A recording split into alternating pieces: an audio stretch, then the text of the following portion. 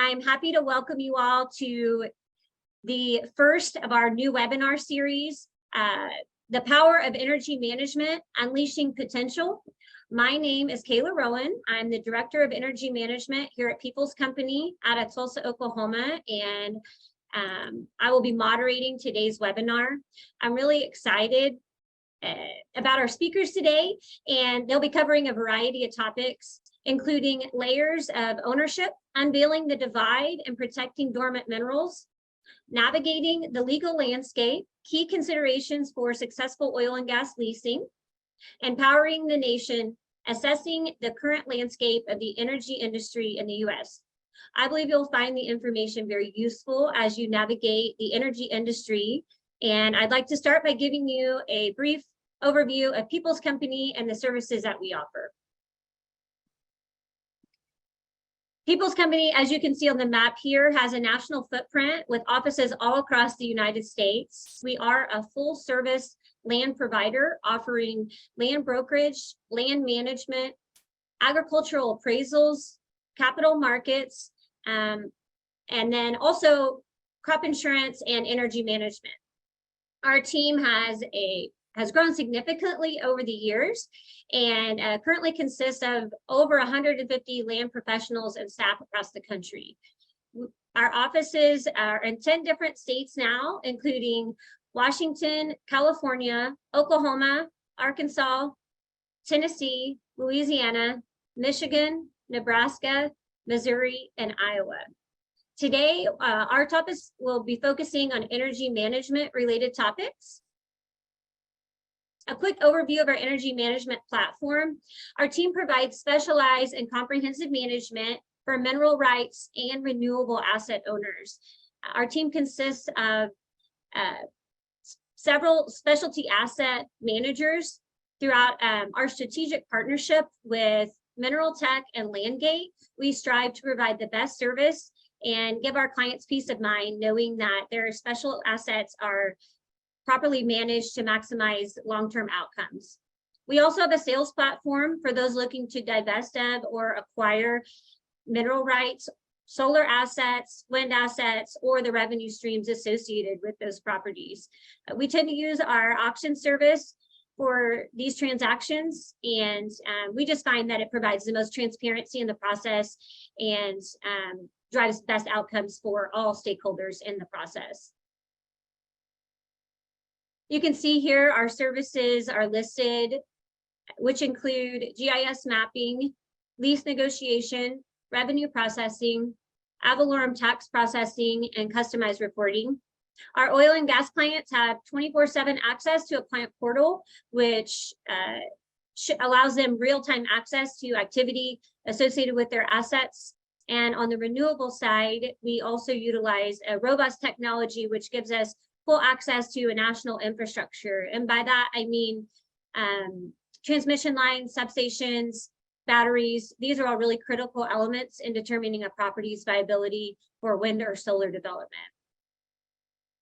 And questions before we begin, if you have any questions, feel free to type them in the chat as they come up while they're fresh in your mind, but we will be reserving them until the end, and we'll present those to the speakers at the end of their presentations.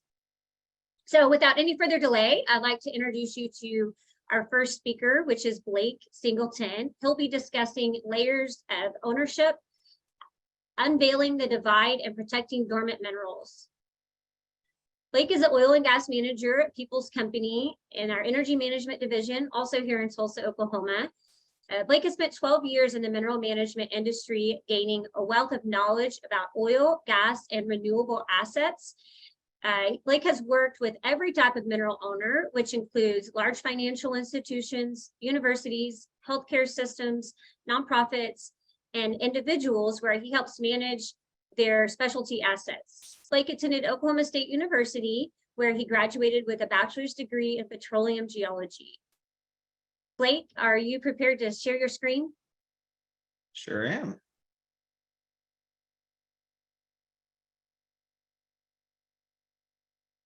Hey, thank you, Kayla. So as Kayla mentioned, today I'm going to discuss the different layers of ownership and dormant minerals. So here are some of the topics that we're going to discuss today. First being the difference between the surface estate and the mineral estate.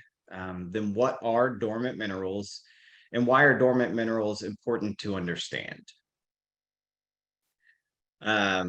We'll start off by looking at the differences between the surface and mineral estates. The surface estate refers to the ownership and rights associated with the surface of the land. And the mineral estate refers to the ownership and rights associated with the minerals and resources beneath the surface. So this is a simple visualization of the difference between the surface and the minerals. And as you can see, both of these have potential for generating revenue. Obviously, two different sources of income that you can generate. Surface, you've got farming and other recreational, and then obviously the production of minerals from the subsurface. So they're both unique in their own way. So first, let's begin talking about surface estate. The surface estate includes the physical land, the improvements to the land, and structures on the actual surface. Ownership of the surface estate grants control over activities like farming, construction, recreational use, hunting, any other general use that we as humans do on the surface.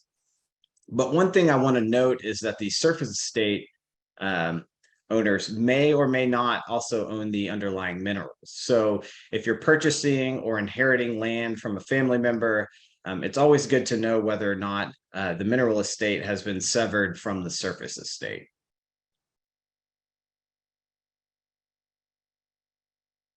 Next, we're going to drill into the mineral estate, no pun intended. The mineral estate encompasses the rights to explore, extract, and obviously profit from the minerals and other resources beneath the surface.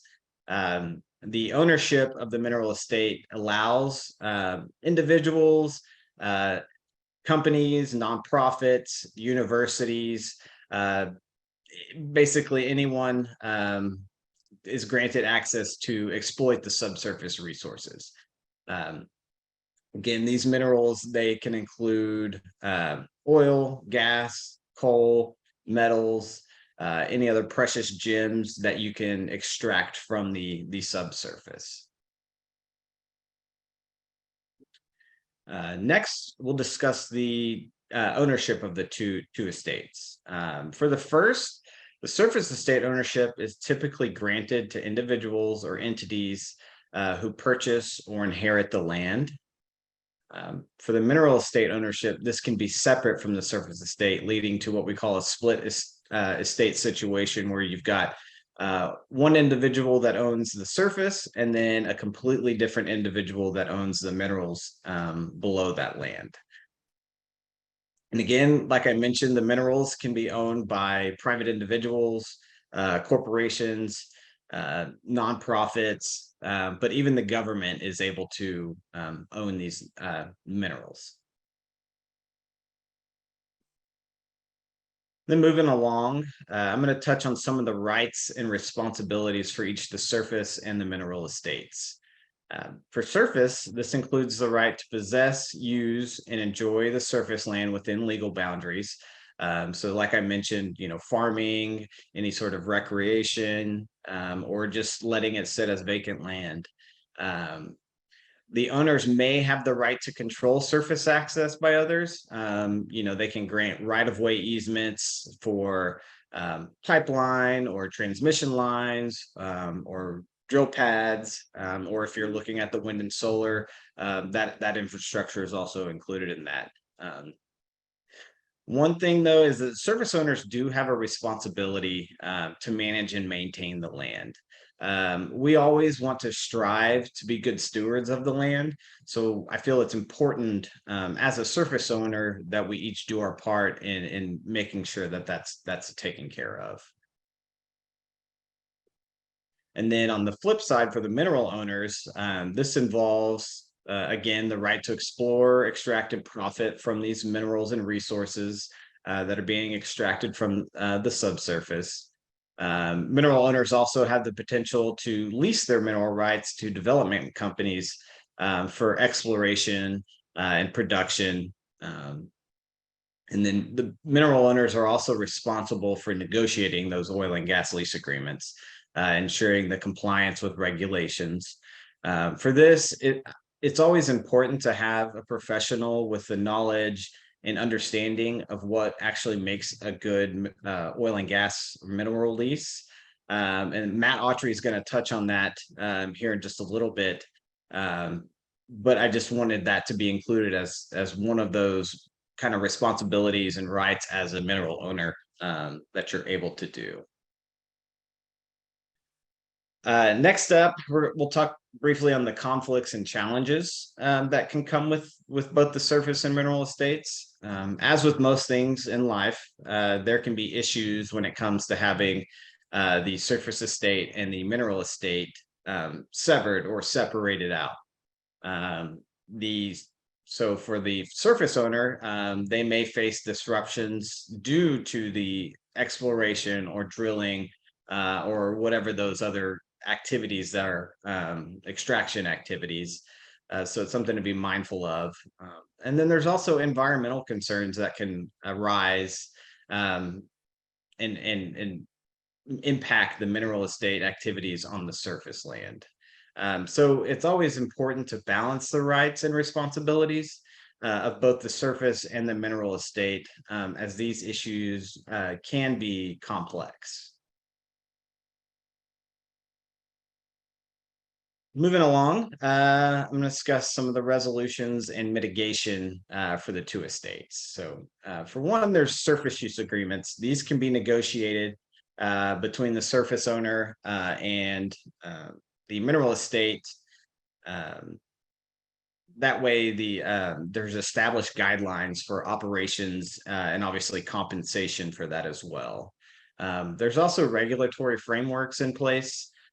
These are another source of resolution. So the government regulations ensure responsible exploration and extraction practices that allow for the protection of the surface. And then lastly, collaboration and communication. This is very key. And you always want to have an open dialogue between the surface estate and the mineral estate owners, because it's crucial to address concerns and find mutually beneficial solutions to both. That kind of wraps up the surface and mineral estate. So next we're going to move on to dormant minerals. So you can see why it's important to understand the difference between surface and estate and why it's essential for landowners and stakeholders. Both the surface and the mineral estate have distinct rights, responsibilities, and potentials. And then obviously that effective communication as well. So moving on to the dormant minerals, by definition, a dormant mineral is a mineral that has not been developed or ownership transferred within a certain time period, usually defined within the statute or act in any of these given states. Here's some of the topics discussing why it's important to understand dormant minerals. So dormant mineral statute is a law passed within state legislature that addresses the issue of severed mineral rights from the surface. And so if these minerals are not quote unquote used within the time frame that the law states, the minerals could be reunited with the surface estate. Currently, there's 15 states that have some form of a dormant mineral act or statute. And the time frame for the minerals to go dormant varies from state to state. I'm going to give a couple examples of different states and what they consider as a used mineral. So first up, we'll talk about North Dakota. So for this, as you can see, there's many different ways to be considered in use in North Dakota. Obviously, if the minerals are have production on them, those are used. If there's any sort of operation for drilling, saltwater disposal or what have you, that's also another form. And then rentals and royalties being paid by the owner of the severed mineral interest to the owner of the severed surface estate. And then obviously if the minerals are pooled or unitized, not all states have poolings or unitization, but for North Dakota, this is another way that the minerals can be considered used. And then obviously paying the taxes on those. For North Dakota, that time frame that I mentioned is 20 years. And after 20 years, this is when the minerals could be reunited with the surface estate. Moving on, Louisiana is my next example. And as you can see, it varies a little from North Dakota in terms of minerals being in use. First is if there's current production on the property, that's always a given. If the minerals are held by an oil and gas lease, so that may mean that there's not necessarily a well drilled and production going, but maybe a lease has been taken with the intentions of the drilling opportunities in the future, but that lease will hold those minerals. And then obviously you can file a dormant mineral document claiming ownership. In the state of Louisiana, the statute states that if a mineral interest goes unused for a period of 10 years, then the minerals are reunited with the surface estate. So it's a little different. In some states, you've kind of got to go through some different steps to get those two estates reunited. Louisiana is different in that it automatically reverts back to the surface owner. And then lastly, here's a list of the other states with dormant mineral acts or statutes. And as you can see, those timeframes vary from state to state. Generally, it's in the 20 to 30 year range, obviously with the Louisiana being the exception of only having a 10-year period. And that's all I have for you today. Thanks for taking the time to join. We have two more great speakers coming up. And with that, I'll turn it back over to Kayla. Thank you, Blake. As you can imagine, Blake is a valuable member of our team here at People's Company. And I know firsthand, I have seen him salvage minerals that mineral owners didn't know were at risk because of dormant mineral statutes. So thank you so much for sharing your experience with us on that. If you have questions for Blake, go ahead and, like I said, type those in the chat now, and we'll get back to those at the end. But next up, I want to move on to our next speaker, and that is Matt Autry. Matt is the president of Oil and Gas at Valor, and he has 15 years of oil and gas industry experience, ranging from working as a landman and owning and managing minerals. Throughout his career, he's held managerial positions for King Operating, King Royalty, and Equinor. Matt's primary focus has been on the land management side of business, including mergers and acquisitions, trades, and divestitures in Texas, New Mexico, Oklahoma, North Dakota. And he also has experience in leasing and preparing units for drilling opportunities and development for mineral packages. Matt obtained his bachelor's degree in business administration from Ashford University. And with that, I will turn it over to you, Matt, if you're ready to share your screen.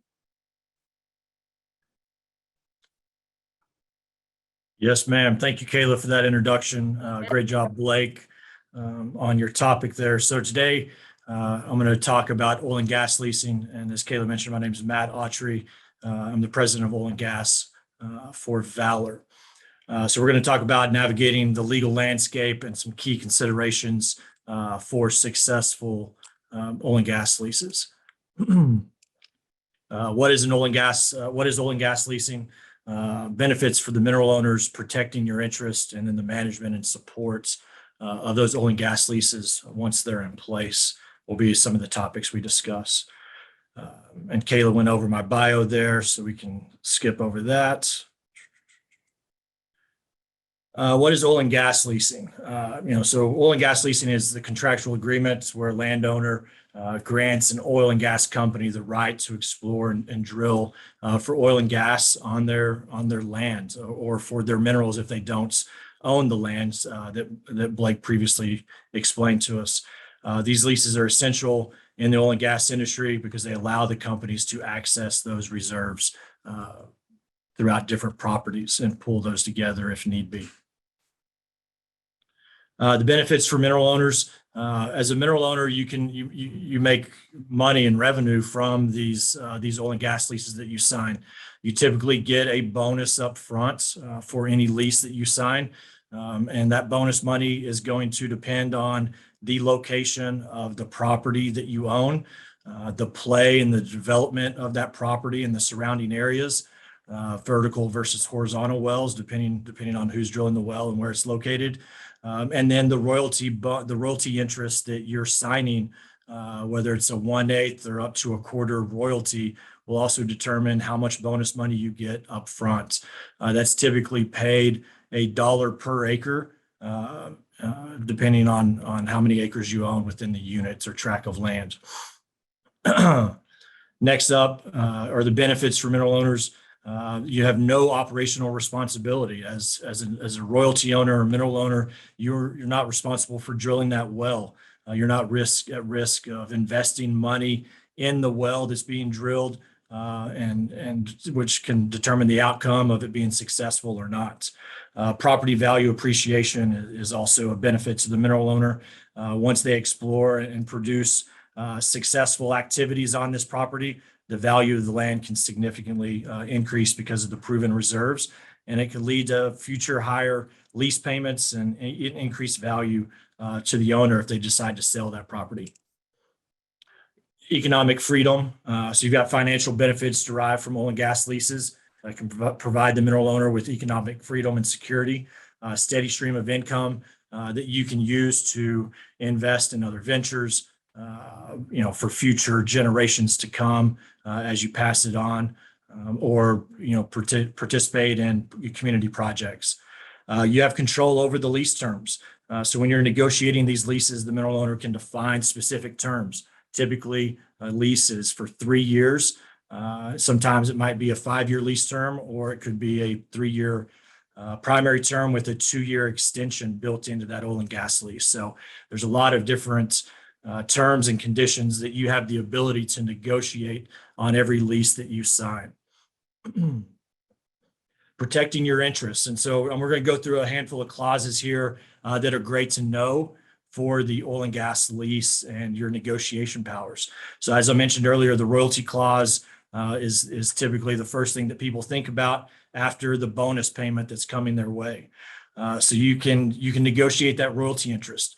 A 1/8 royalty used to be the standard, and now, depending on the location you're in and where you're at in the country, you're more than likely to get closer to a quarter royalty, which is a lot better term for the mineral owner in the long run.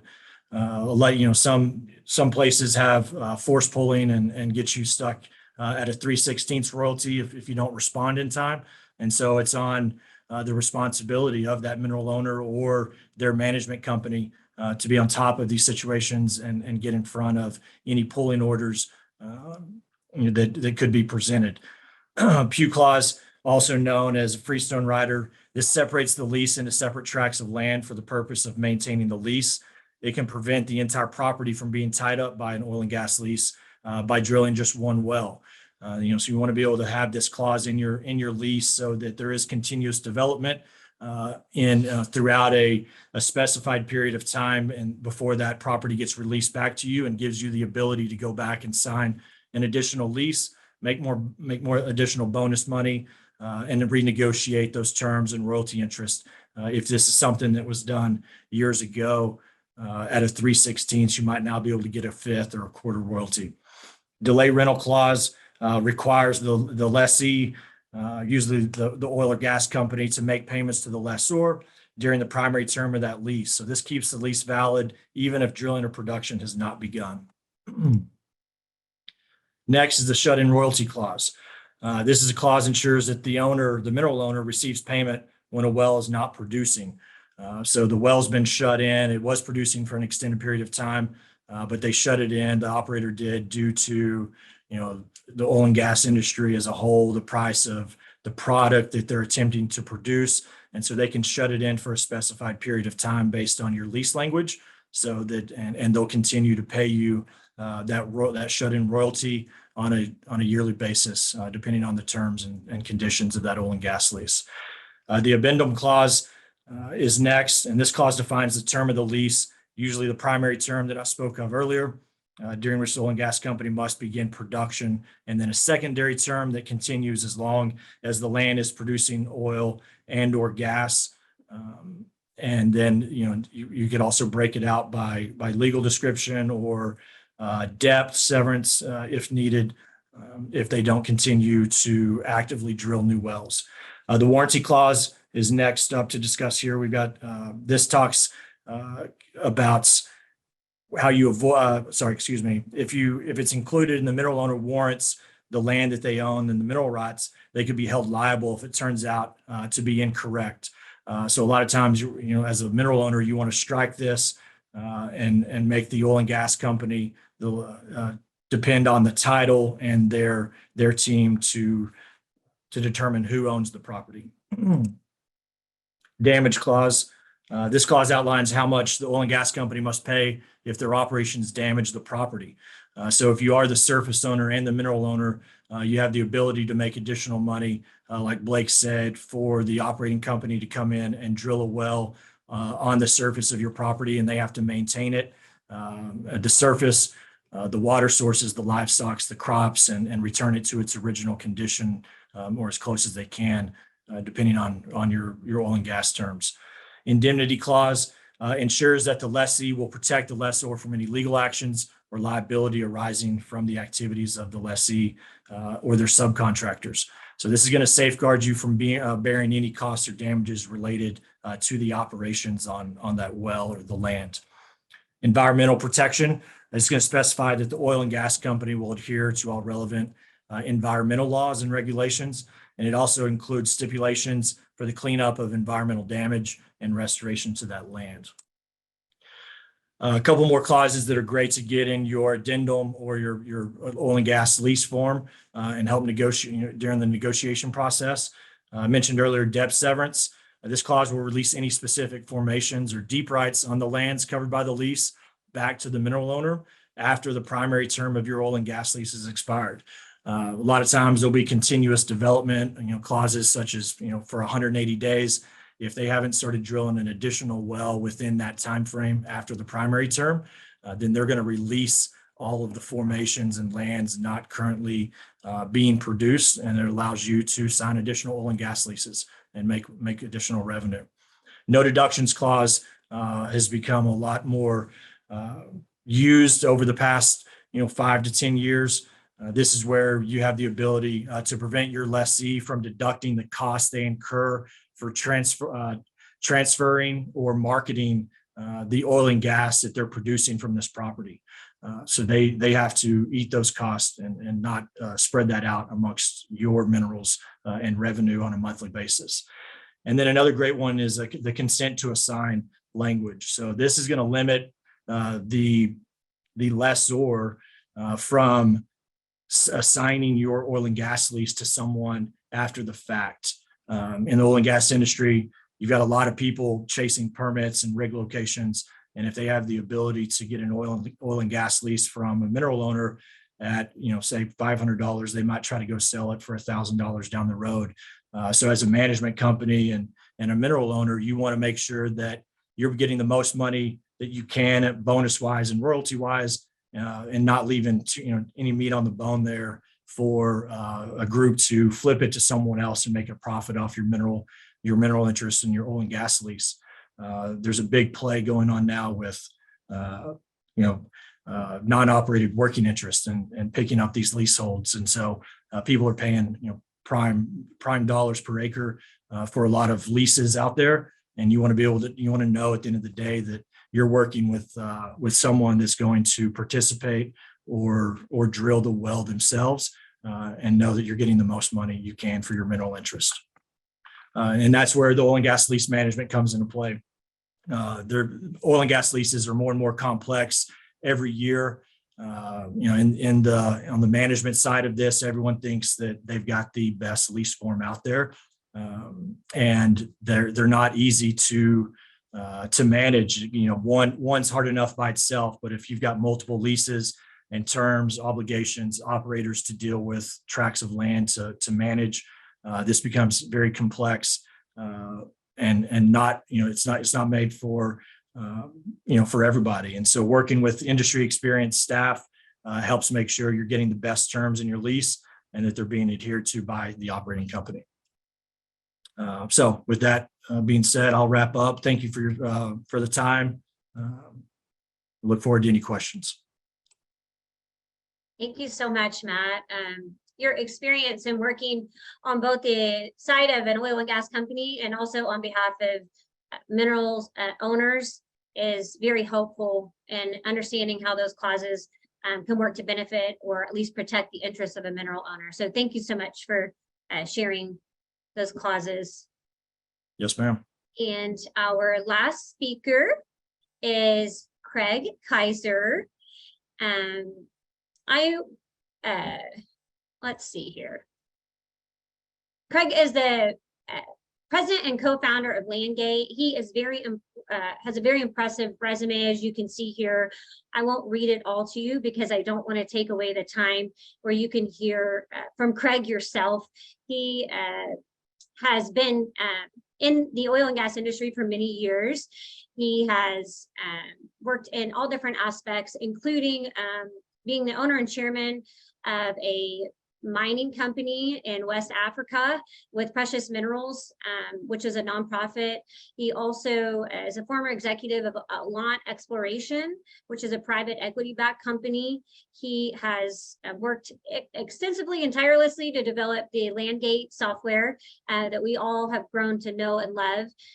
In addition, an interesting little note I saw in his bio was that he received it's probably not the thing he wants to be shouted out for, but I think it's pretty cool. The NCAA football first team all conference honors. So it always learns something new about Craig whenever I get to hear him present. His papers have been published and won awards for the Rocky Mountain Association of Geologists. And I will stop rattling on about Craig and let you meet Craig yourself. Craig, are you ready to share your screen? Absolutely. Thank you, Kayla.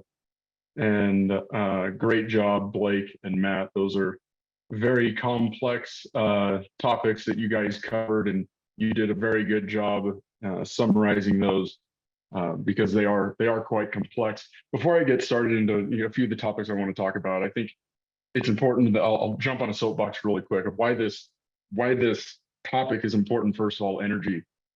Me personally, every source of energy we have on the planet is good energy.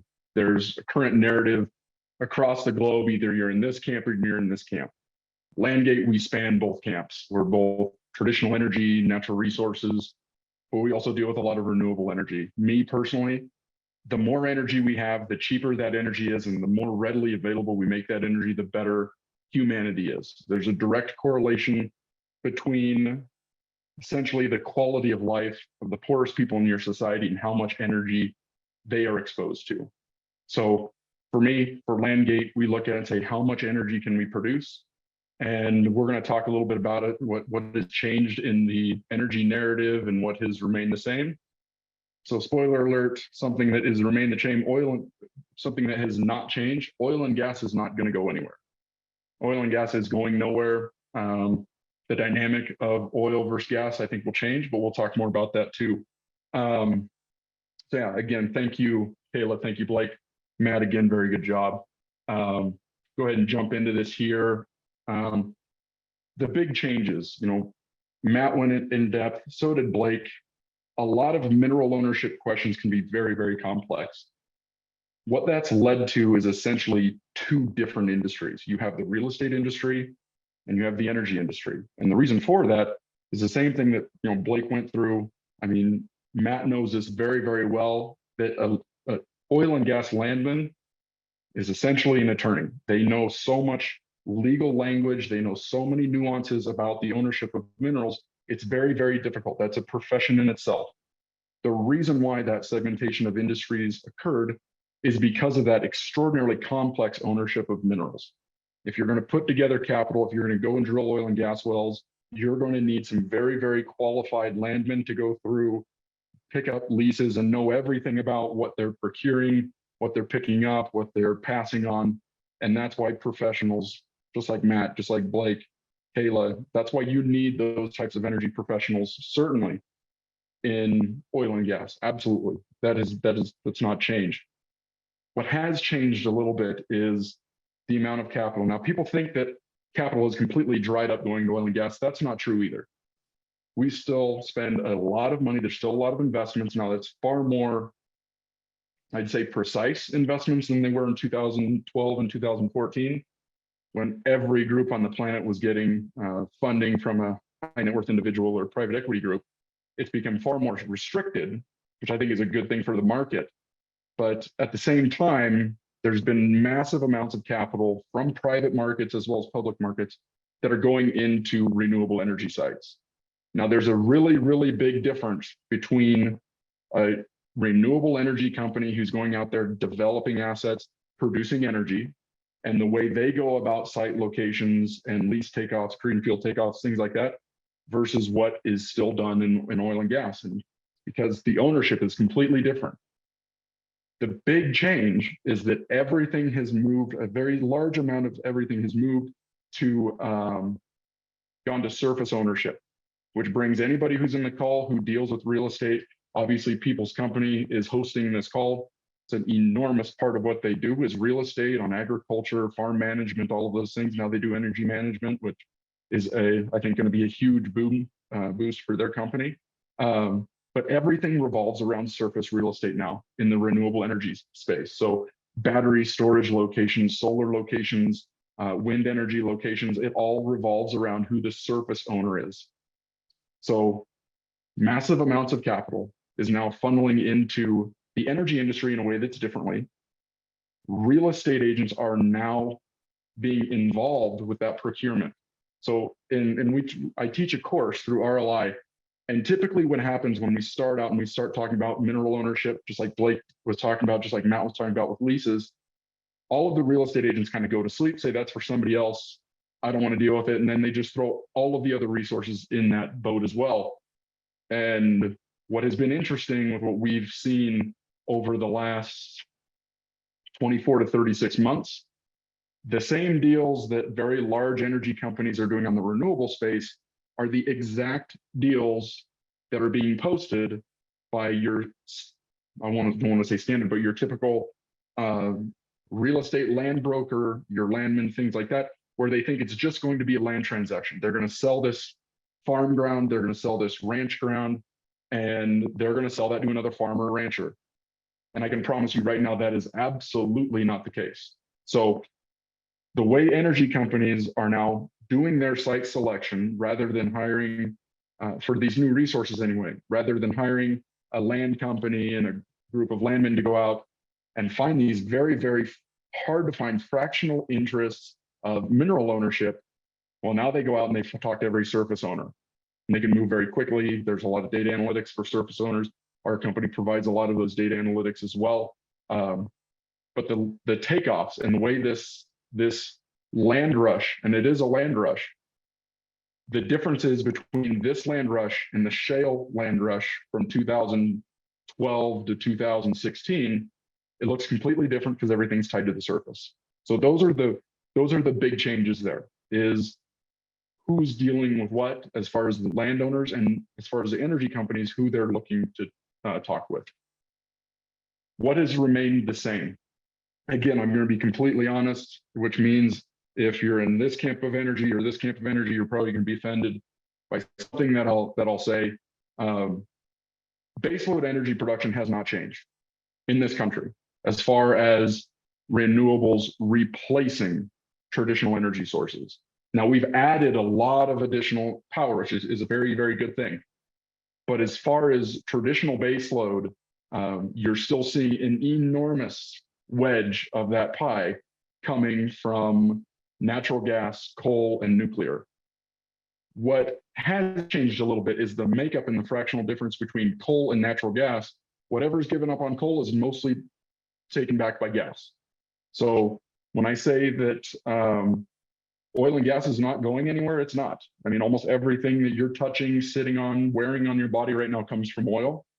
Everything synthetic comes from oil.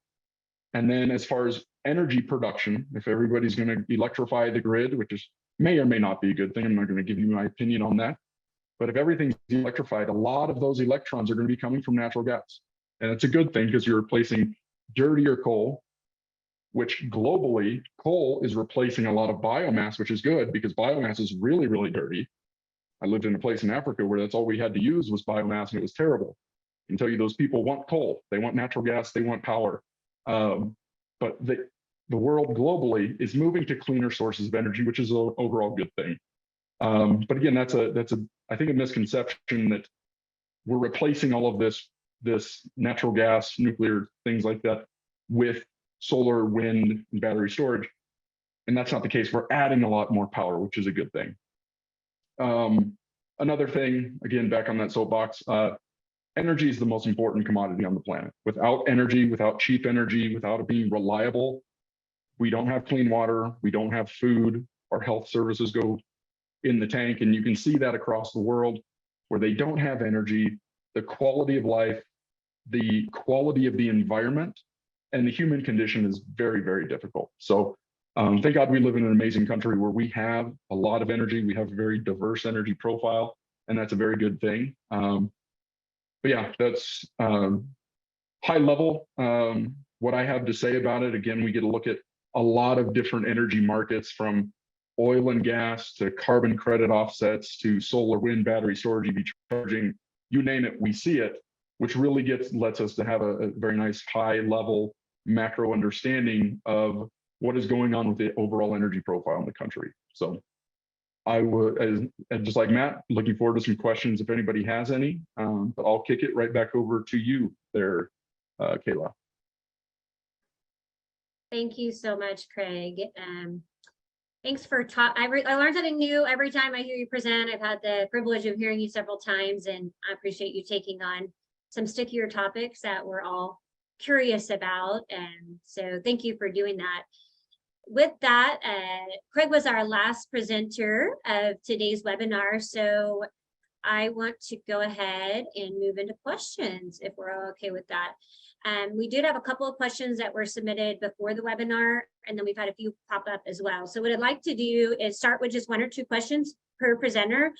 We'll start with Blake, roll through the order, and then if we have time and more questions, we'll just kind of keep going in that way until we run out of time or questions. So Blake, it looks like your camera's off. I'm hoping you're still on. Kayla, real quick, you also have a couple questions in the Q&A. If you want to pull those up, you should be able to see those on your screen there. Yeah, and great point, Craig. I know Blake and I have been trying to answer those throughout. So let's start with Blake, and then the first question I have is, I own some surface land, and this mirrors one of the questions in the Q&A as well. It's very similar. But I own some surface land. How do I know if I own the underlying minerals? Sure. And sorry, I don't know what happened to my video there, but that's a great question. So for this, I would first go back to the deed that was recorded when the land was purchased or conveyed to you. The deed should state whether the minerals were included. And if you don't have the deed, those are public record. They can be found, through the county clerk or through the courthouse. So that's how you find out whether or not you still have the minerals. And for the question that kind of ties with that on the Q&A part, let's see. Yeah, so, these can be, the question on here is how do you know if you own the minerals? Like again, that deed will tell you whether or not. And depending on the state, like states that have high oil and gas or any oil and gas production for that matter, those states tend to have the minerals severed from the surface more often than states that don't have oil and gas. Um, for instance, here in Oklahoma, you can have, I've come across an instance where on a plot of land, the surface owner did not own the minerals, but the minerals were owned by 35 different individuals. And so it can be very complex, but it all is found on the deeds. So that's how you find out whether or not you own the actual deeds to the surface land that you own. Great, thank you, Blake. One more question for you, and that is, and I'm trying to navigate the questions and many of, I mean, you guys have some great questions coming through and keep them coming. We really appreciate it. But some of them are similar. And so I'm trying to make sure we hit each kind of point from those. Blake, another question is, how can I avoid having my minerals taken away in a state where dormant mineral laws exist? Sure. Another really good question. So each state that has dormant mineral laws varies on the requirements, but most, if not all, require some sort of dormant mineral filing to be recorded in the county records. These are typically a 1 to 2 page document where you're claiming ownership of the minerals. Again, you would need to check with the county or counties where you own the minerals to see what their exact document requirements are. Great, thank you, Blake. We'll move on to Matt. And Matt, how about this for you? What happens if a mineral owner doesn't sign a lease? And is that different depending on the state? Oh, you're muted, Matt. Good catch. Yes, it is. It does vary state by state.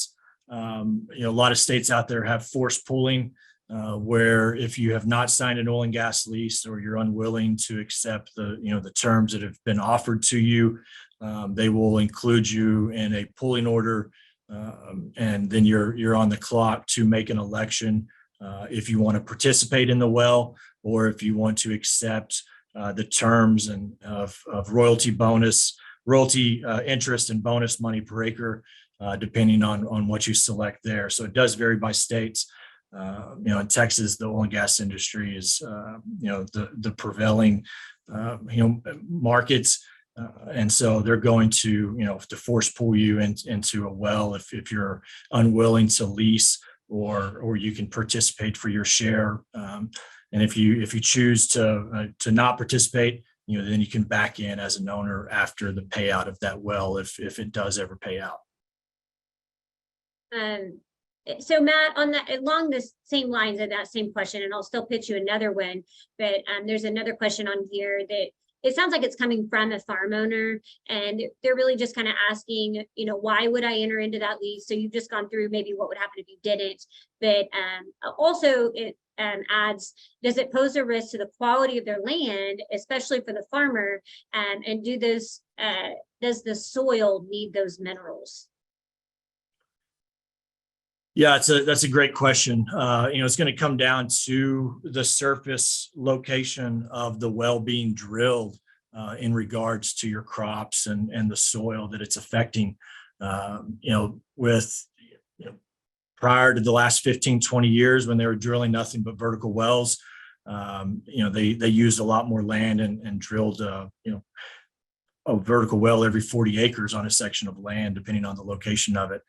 In today's world of horizontal drilling and drilling a lot deeper, they tend to find a surface location that is usable and more efficient to drill on, more accessible with the roads. And so, they're gonna pick and choose the best location depending on the state that you're in, will help determine if they, what rights the operating company has to make and with or without your involvement, depending on, if you own minerals as well with the surface. And so there's always a lot of variables, as you can see in the oil and gas industry, and how things have to be approached on a state level, and on an ownership level. Good answer. I was just thinking as you were talking and reading that question, it really kind of threads both your and Blake's presentations together, where the mineral estate is the dominant estate. So whereas as a landowner, you may not want that producing from your property, you may or may not be able to prevent it. So if you own the surface and can negotiate the surface agreement, you do have a little bit more control that way.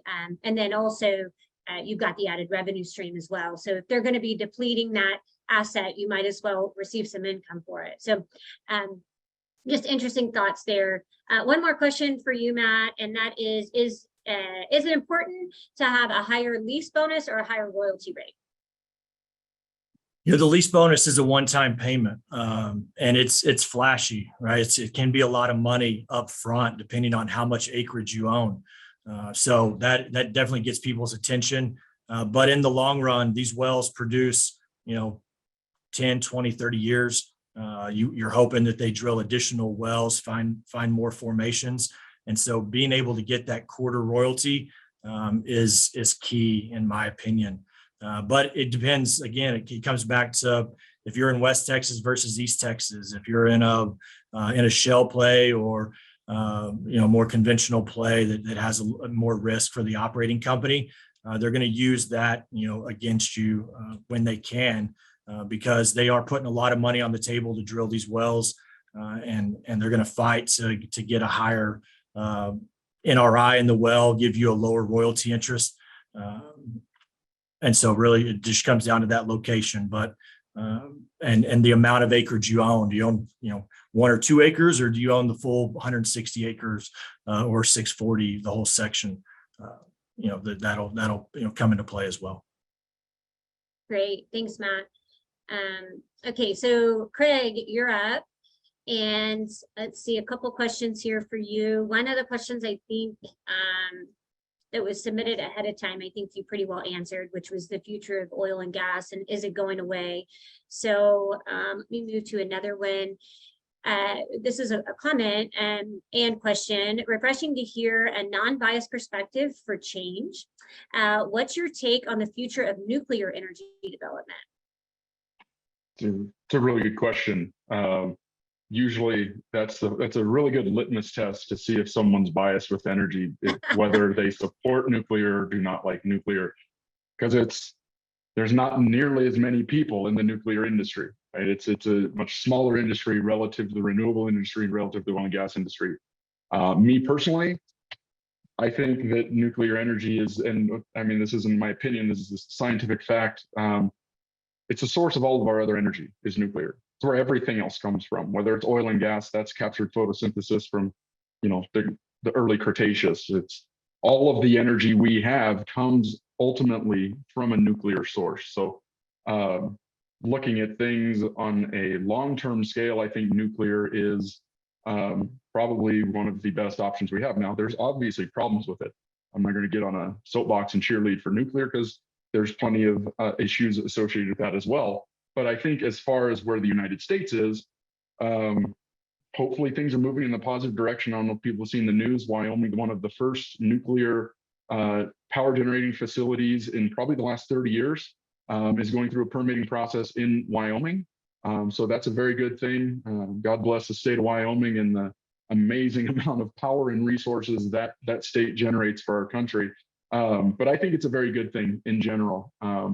If you look and see what the rest of the country or the world is doing, if you look at what China is doing, what India is doing, where a very large percentage of the global population live, they're moving forward with an all energy type solution. They're moving forward. They're building as many coal plants right now as we have in the United States. Just in China alone, they're moving forward with nuclear plants and natural gas plants. So I'm a big fan for all of the above, and that definitely includes energy, or I mean nuclear energy, excuse me.